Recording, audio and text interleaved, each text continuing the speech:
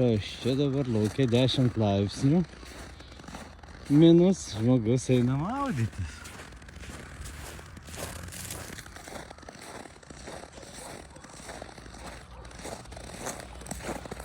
Labas rytas. Labas rytas. Ką jūs čia darot? Kursinos kai varliukas. Tai ar jums nešalta? Nu ne. Laukia beveik minus 10. Veisėjai, o čia žmogus sau maudasi. Nu faina.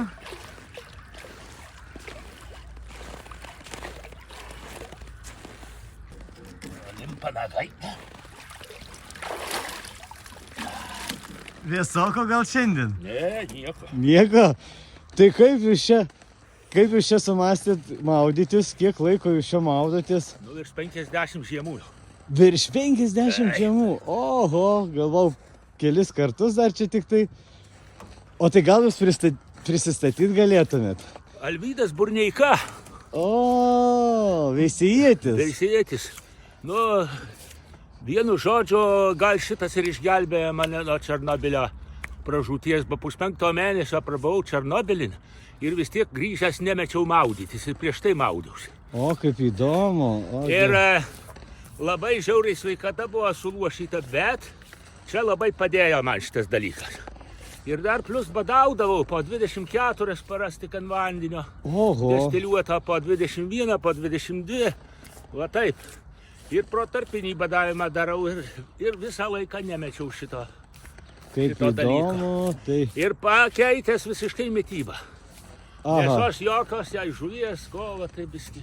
Žalumynų daug vaisių, daržovių valgau vienu. O tai kiek jums metų dabar? 75 ir 7 mėnesiai. O, tai labai geros fizinės formos, eina savo. O tai ką jums dabar nešalta? Ne, va.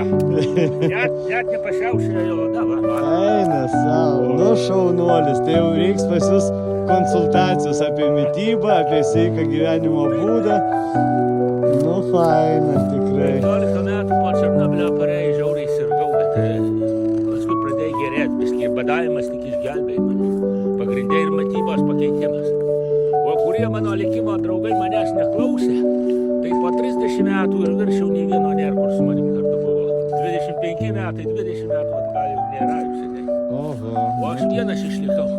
Nu, tai jau Ir šaunuolis. va, žiūrėkit, va, kiek stoviu, matot, nepasišiaušė. Nu jo. Ir forma, ir kūnas kaip 30-mečio. Nu, faina. Tai ką, gerai. Ačiū už interviu šiokią tokią ir sėkmės toliau. Dėkui.